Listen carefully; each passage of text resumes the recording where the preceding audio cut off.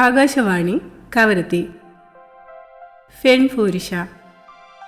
നമസ്കാരം പ്രിയ ശ്രോതാക്കളെ, ആകാശവാണി കവരത്തി നിലയത്തിൻ്റെ ഫെൺഫൂരിഷ എന്ന പരിപാടിയിലേക്ക് ഏവർക്കും സ്വാഗതം. സ്വന്തം കഴിവിലും ആത്മവിശ്വാസത്തിലും വിശ്വസിച്ച് തൊഴിൽ രംഗത്തും സംരംഭകത്വ രംഗത്തും തൻ്റേതായ വ്യക്തിമുദ്ര പതിപ്പിച്ച കവരത്തി ദ്വീപ് സ്വദേശിനി ശ്രീമതി ഷംസീറ ബാനുവാണ് ഇന്ന് നമ്മളോടൊപ്പമുള്ളത്. സംരംഭകത്വത്തിലേക്കുള്ള യാത്ര, അതിലെ വെല്ലുവിളികൾ, വിജയത്തിൻ്റെ അനുഭവങ്ങൾ എന്നിവയെക്കുറിച്ച് നമുക്കിന്ന് സംസാരിക്കാം. നമസ്കാരം. ആകാശവാണി കവരത്തി നിലയത്തിൻ്റെ ഫെൺഫൂരിഷ എന്ന പരിപാടിയാണ്. താങ്കളെ ഹൃദയപൂർവ്വം സ്വാഗതം ചെയ്യുന്നു. Thank you. നമ്മുടെ ശ്രോതാക്കൾക്ക് വേണ്ടി ഒന്ന് പരിചയപ്പെടുത്താമോ? എൻ്റെ പേര് ഷംസീറ ബാനു എന്നാണ്. ഞാൻ കവരത്തി നിവാസിനിയാണ്. ബാനു ഇപ്പോൾ എന്ത് ചെയ്യുന്നു? ബിസിനസ്സാണ് ഞാൻ ചെയ്യുന്നത്. എന്തൊക്കെ ബിസിനസ്സാണ് ഇപ്പോൾ ചെയ്തുകൊണ്ടിരിക്കുന്നത്? എനിക്കൊരു ഷോപ്പുണ്ട്.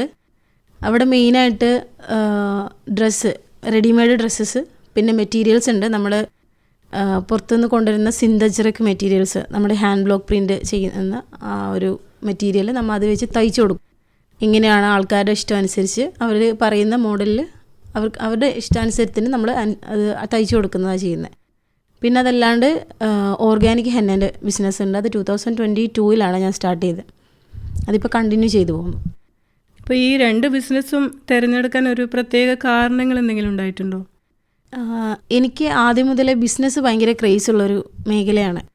ഞാനിപ്പോൾ എന്തെങ്കിലുമൊക്കെ ഒരു ജോലിയിൽ പോവുകയാണെങ്കിലും അത് കുറച്ച് കഴിയുമ്പോൾ എനിക്ക് മടുത്ത് തുടങ്ങും. ബിസിനസ് എനിക്ക് പണ്ട് മുതലേ താല്പര്യമുള്ളൊരു മേഖലയാണ്.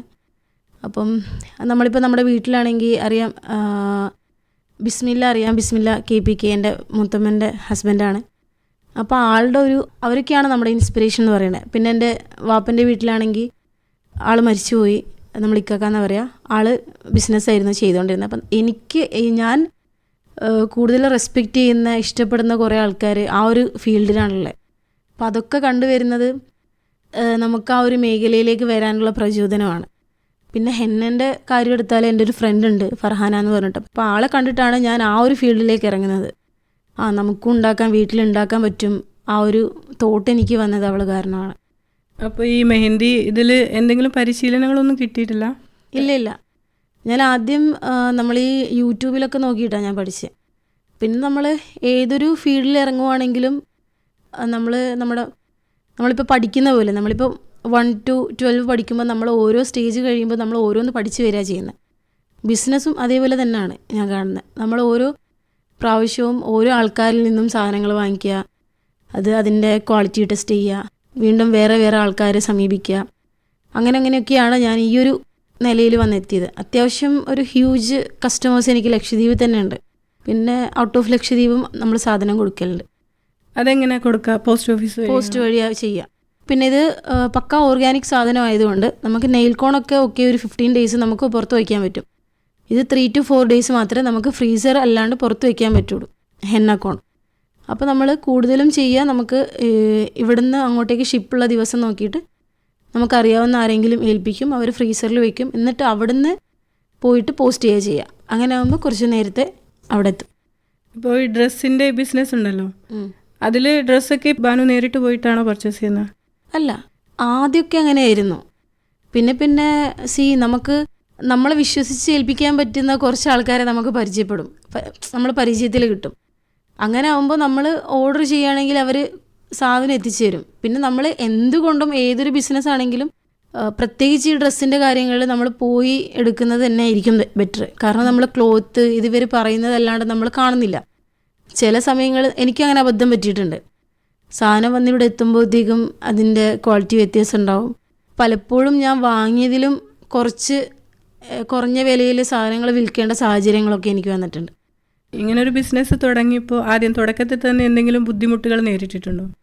ഇല്ല, അങ്ങനത്തെ ബുദ്ധിമുട്ടുകളൊന്നും നേരിട്ടിട്ടില്ല. പിന്നെ നമ്മുടെ നാട്ടിലെ ലക്ഷദ്വീപിനെ സംബന്ധിച്ച് ആരെന്ത് തുടങ്ങിയാലും സപ്പോർട്ടിന് നമ്മളറിയാവുന്നവരും നമ്മുടെ വീട്ടുകാരാണെങ്കിലും അല്ലാണ്ട് നമ്മളെ ഒട്ടും അറിയാത്ത ഒരുപാട് ആൾക്കാരെ നമ്മൾ സപ്പോർട്ട് ചെയ്യാൻ വേണ്ടി രംഗത്ത് വരും. കാരണം ഇന്നിപ്പം എന്നെ റോഡിൽ നിന്ന് കാണുമ്പം പലരും ചിരിക്കും. ചിലരൊന്നും ചിലപ്പോൾ എനിക്ക് ഒറ്റ പ്രാവശ്യം കണ്ടതായിരിക്കും, പക്ഷെ അവർ ആ ഒരു ഒറ്റ പ്രാവശ്യം എൻ്റെ ഷോപ്പിൽ വന്ന ആൾക്കാരായിരിക്കും. അങ്ങനെ അങ്ങനെ നമുക്ക് ഒരുപാട് ബന്ധങ്ങൾ സ്ഥാപിക്കാൻ പറ്റുന്നുണ്ട് ഈ ഒരു മേഖലയിൽ. അങ്ങനെ വലിയ ഇഷ്യൂസ് ഒന്നും ഉണ്ടായിട്ടില്ല. ഇല്ല. ഇപ്പൊ ലക്ഷദ്വീപിലെ സ്ത്രീകൾ ഇന്ന് മുമ്പത്തെക്കാളും ഇന്ന് ഇപ്പോൾ ഒരു ബിസിനസ് രംഗത്തേക്ക് കടന്നു വരുന്നതായിട്ട് തോന്നുന്നുണ്ട്.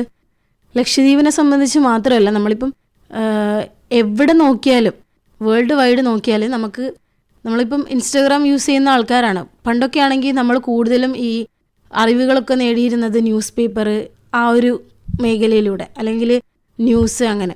ഇപ്പം നമ്മൾ ഇൻസ്റ്റാഗ്രാമിൽ സ്ക്രോൾ ചെയ്യുമ്പോൾ നമ്മളെ വിരലിൻ്റെ തുമ്പത്തിൽ കൂടെ നമുക്ക് എല്ലാ സ്ഥലങ്ങളിലെ ആൾക്കാർ എന്തൊക്കെ ചെയ്യുന്നതെന്നുള്ള അറിവുകൾ നേടാൻ പറ്റും. ഇപ്പം എല്ലാ സ്ഥലത്തും എവിടെയാണെങ്കിലും, പണ്ടൊക്കെ വെറും ഈ കിച്ചൺ ഷോ അങ്ങനത്തെ എന്തെങ്കിലും ആണെങ്കിൽ ഇപ്പോൾ ഫുള്ള് ബിസിനസ്സും കാര്യങ്ങളും, സെലിബ്രിറ്റീസ് ആണെങ്കിലും പിന്നെ ഇൻഫ്ലുവൻസേഴ്സ് ആണെങ്കിലും എല്ലാവരും ഈ ഒരു ഫീൽഡിലേക്കാണ് വരുന്നത്. ഈ ഒരു ബിസിനസ് ഫീൽഡിലേക്കാണ് കൂടുതലും സ്ത്രീകൾ. നമ്മളിപ്പോൾ ഒരു 100% എടുക്കുകയാണെങ്കിൽ അതിലൊരു എൻ്റെ ഒരു ഞാനൊരു കണക്ക് പറയുകയാണ്, ഒരു 70% അല്ലെങ്കിൽ ഒരു 80% സ്ത്രീകളായിരിക്കും കൂടുതൽ ഇതിൽ ഫ്രണ്ടിൽ വരുന്നത്. ഇപ്പം നമ്മുടെ ലക്ഷദ്വീപിൻ്റെ കേസിലും അങ്ങനെ തന്നെയാണ്. ഇപ്പം നമുക്കറിയാം, ഇവിടെ കവർത്തീനെ സംബന്ധിച്ച് കുറേ ഷോപ്പുണ്ട്. അതിൽ കൂടുതലും ലേഡീസിൻ്റെ ഡ്രസ്സുള്ള ഷോപ്പുകൾ കൂടുതലും ഓണറായിട്ടുള്ളത് സ്ത്രീകൾ തന്നെയാണ്. അതൊക്കെ അവർ മുമ്പോട്ട് വരുന്നത് കൊണ്ട് തന്നെയാണ്. അപ്പോൾ ഇതിൽ ഫാമിലിയുടെ സപ്പോർട്ട് ഉണ്ടോ? നല്ലോണം ഉണ്ട്. അത് ഏതൊരു കാര്യത്തിലാണെങ്കിലും ആ ഒരു സപ്പോർട്ട് ഇല്ലെങ്കിൽ പിന്നെ നമ്മളില്ലല്ലോ. നമുക്ക് പറ്റും, നമ്മൾ സ്വയം എന്തെങ്കിലുമൊക്കെ ചെയ്ത് എവിടെയെങ്കിലും എത്താൻ പറ്റും. പക്ഷെ അവരുടെ ഒരു സപ്പോർട്ട് എന്ന് പറയുന്നത് അത് അത്രയ്ക്കും വലിയൊരു സംഭവം തന്നെയാണ്. എൻ്റെ ചില ഫ്രണ്ട്സ് ഇങ്ങനെ അവരെങ്ങനെയാണെന്നറിയോ, നമ്മളോട് എന്ത് പറയുന്നു എന്നല്ല, അവർ പുറത്ത് എന്ത് പറയുന്നു എന്നുള്ളത് നമുക്കറിയാൻ പറ്റും. ചിലർ പറയും ഇന്ന ആൾക്ക് എന്തെങ്കിലും കൈക്കൂലി കൊടുക്കലുണ്ടോ, അപ്പോൾ എന്ത് വന്നാലും ബാലിൻ്റെ കടയിലുണ്ടാവും പോയി ചോദിക്കുക എന്നൊക്കെ പറയും. എന്തെങ്കിലും കൈക്കൂലി കൊടുക്കലുണ്ടോ എന്നൊക്കെ ചോദിച്ചിട്ടുണ്ട് എന്നോട്. അപ്പോൾ എനിക്ക് വലിയൊരു സപ്പോർട്ട് തന്നെയാണ് എൻ്റെ ഫ്രണ്ട്സ് ആണെങ്കിലും ഫാമിലി ആണെങ്കിലും. പിന്നെ ഇനിയിപ്പോൾ സ്വന്തമായിട്ട് ഇതുപോലെ ഒരു ബിസിനസ് തുടങ്ങാൻ ആഗ്രഹിക്കുന്ന സ്ത്രീകളോട് എന്താണ് പറയാനുള്ളത്? അങ്ങ് തുടങ്ങിയേക്കണം. കാരണം നമ്മൾ ആരാണെങ്കിലും എന്തെങ്കിലും ഒരു കാര്യം സ്റ്റാർട്ട് ചെയ്യുമ്പം ഒരു ഫിയർ ഉണ്ട്. ഇത് തുടങ്ങുകയാണെങ്കിൽ ശരിയാവുമോ, അല്ലെങ്കിൽ നമ്മൾ തുടങ്ങുമ്പോൾ ആരെങ്കിലുമൊക്കെ കൂടെ ഉണ്ടാവുമോ, അങ്ങനെ വിചാരിക്കരുത്.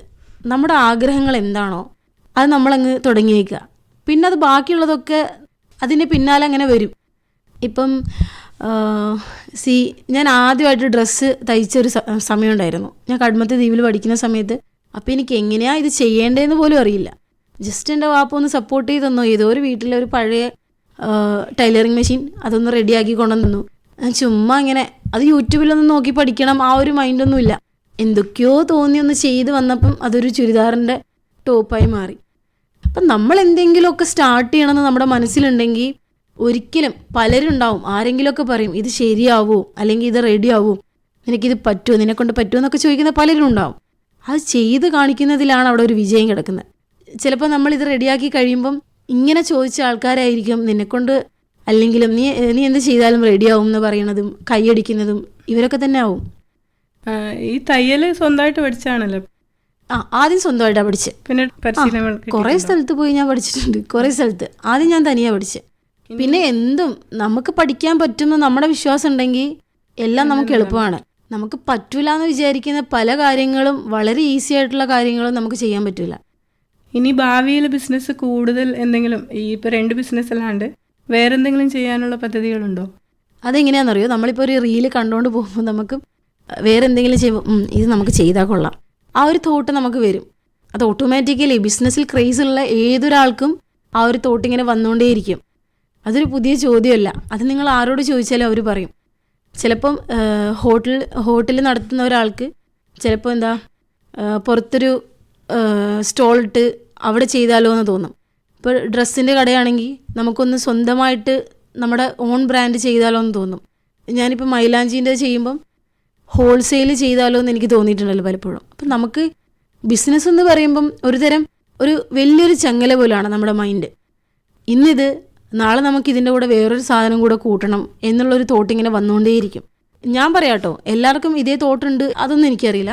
നമ്മൾ ഒരാളുടെ അണ്ടറിൽ പോയി നമ്മൾ ജോലി ചെയ്യുകയാണെങ്കിൽ നമ്മളെന്നും ആ ഒരു ജോലി മാത്രം റിപ്പീറ്റ് ചെയ്തുകൊണ്ടിരിക്കുക.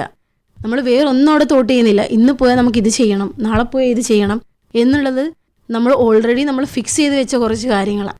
പക്ഷെ നേരെ മറിച്ച് നമ്മൾ ബിസിനസ്സാണ് ചെയ്യുന്നതെങ്കിൽ നമ്മുടെ ക്രിയേറ്റിവിറ്റി കൂടിക്കൂടി വരും, നമ്മുടെ ആഗ്രഹങ്ങൾ കൂടിക്കൂടി വരും.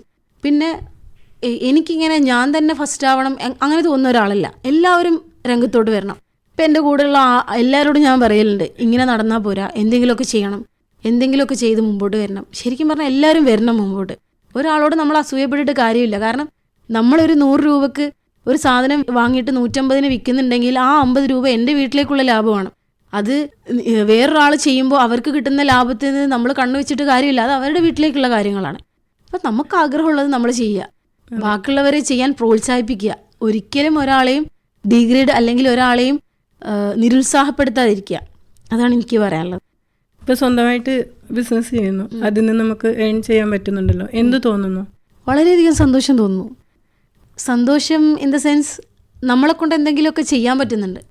മുമ്പൊക്കെ ആണെങ്കിൽ ഞാൻ ഫസ്റ്റ് നമുക്ക് സ്കോളർഷിപ്പ് കിട്ടുമല്ലോ, അതാണ് നമ്മുടെ ആദ്യത്തെ പൈസ. ലക്ഷദ്വീപ് എന്നെ സംബന്ധിച്ച് എൻ്റെ ആദ്യത്തെ പൈസ എന്ന് പറയുമ്പം എനിക്ക് കിട്ടുന്ന പൈസ എന്ന് പറഞ്ഞത് സ്കോളർഷിപ്പാണ്. അപ്പോൾ എനിക്ക് സ്കോളർഷിപ്പ് കിട്ടിയ സമയത്ത് ഞാൻ ആദ്യം വീട്ടിലേക്കുള്ള കുറച്ച് സാധനങ്ങൾ വാങ്ങിക്കും. പിന്നെ എനിക്ക് എന്തെങ്കിലും തിന്നാനോ കുടിക്കാനോ എന്തെങ്കിലും വാങ്ങിക്കും. എനിക്കിങ്ങനെ ഭയങ്കര ഡ്രസ്സിനോട് ക്രേസുള്ള ഒരാളായിരുന്നില്ല. അന്ന് ഞാൻ കുറച്ചാണെങ്കിൽ ഇന്നെനിക്ക് അതിലധികം വാങ്ങിക്കാൻ പറ്റുന്നുണ്ട്. ഇന്നിപ്പോൾ ഒരു പെരുന്നാളും കാര്യങ്ങളും വരുമ്പം ഞാൻ എൻ്റെ വീട്ടിലെ എല്ലാവർക്കും ഡ്രസ്സ് വാങ്ങിക്കും. അതെന്നെ സംബന്ധിച്ചൊരു സന്തോഷമുള്ള കാര്യമാണ്. ഇനിയിപ്പോൾ എൻ്റെ കൂടെ ഉള്ള ഒരാൾക്ക് ഒരു ബുദ്ധിമുട്ട് വരുമ്പോൾ ചോദിക്കുമ്പോൾ കൊടുക്കുമ്പം അതെനിക്ക് വളരെ സന്തോഷമുള്ളൊരു കാര്യമാണ്. അതൊക്കെ ചെയ്യാൻ പറ്റുന്നത് ഈ ഒരു പൈസയിലൂടെയാണ്. പൈസ എന്ന് പറയുന്നത് പൈസ ഇല്ലാണ്ട് ജീവിക്കാൻ പറ്റില്ല. എല്ലാവരും പറയും സ്നേഹം മാത്രം മതിയെന്ന്. സ്നേഹം ഉണ്ടാവണമെങ്കിൽ തന്നെ പൈസ വേണം. ഈ ഒരു കാലഘട്ടത്തിൽ പൈസ ഇല്ലെങ്കിൽ നമ്മളോട് ആർക്കും സ്നേഹമില്ല, നമ്മളോട് ആർക്കും റെസ്പെക്റ്റ് ഉണ്ടാവില്ല. പ്രത്യേകിച്ച് സ്ത്രീകളുടെ കാര്യത്തിൽ. സ്ത്രീകൾ പഠിച്ചവരാണെങ്കിൽ അവർക്ക് വില ഉണ്ടാവും, അല്ലെങ്കിൽ ഒരിടത്തും വില ഉണ്ടാവില്ല. ചിലരുടെ ഒരു തോട്ട് എന്ന് പറയുന്നത് സ്ത്രീകൾ എത്ര വരെ പഠിച്ചാലും അവർ കൂടെ നമ്മളെ കിച്ചനെ കൂടെ നല്ല ലക്ഷദ്വീപിൽ പറയാം, കിച്ചണിലേക്കുള്ള ആൾക്കാരാണ്, അങ്ങനെ ഒതുങ്ങിപ്പോവേണ്ട ആൾക്കാരാണെന്ന്. ഇപ്പം എന്നെ ഇൻ്റർവ്യൂ ചെയ്യുന്ന താങ്കളും ഒരു സ്ത്രീയാണ്. എവിടെ ഏത് മേഖല നോക്കിയാലും ഇന്ന് സ്ത്രീകളുണ്ട്, പണ്ടത്തെ പോലെയല്ല. പണ്ട് കാലങ്ങളിലൊക്കെ ആണെങ്കിൽ നമ്മൾക്കിപ്പോൾ ഒരുപാട് പഠിച്ച ആൾക്കാരാണ് എല്ലാവരും. നമുക്കറിയാം പണ്ടൊക്കെ എഴുതുന്നത് വരെ സ്ത്രീകളാണെങ്കിലും പേര് വെക്കുന്നത് പുരുഷന്മാരുടെ ആയിരുന്നു. ഇന്നങ്ങനെയൊന്നുമില്ല, എവിടെ നോക്കിയാലും സ്ത്രീകളുണ്ട്. ഇത്രയും നേരം ഞങ്ങളോടൊപ്പം ഈ പരിപാടിയിൽ ബാനുവിൻ്റെ അനുഭവങ്ങൾ പങ്കുവച്ചതിന് ഒരുപാട് നന്ദി അറിയിക്കുന്നു. Thank you. ഇനി ഒരുപാട് ഉയരങ്ങളിലേക്ക് എത്തട്ടെ, പുതിയ പുതിയ ബിസിനസ്സുകൾ തുടങ്ങട്ടെ എന്ന് ആശംസിക്കുന്നു. നമസ്കാരം. Thank you. ശ്രോതാക്കൾ ഇതുവരെ കേട്ടത് ഫേൺ ഫോരിഷ. ഇന്ന് നമ്മളോടൊപ്പം ഉണ്ടായിരുന്ന അതിഥി കവരത്തി ദ്വീപ് സ്വദേശിനി ശ്രീമതി ഷംസീറ ബാനു. ഈ പരിപാടി തയ്യാറാക്കിയത് ബിബി സമിയ, സലാഹിയ മൻസൽ. ഏവർക്കും നന്ദി, നമസ്കാരം.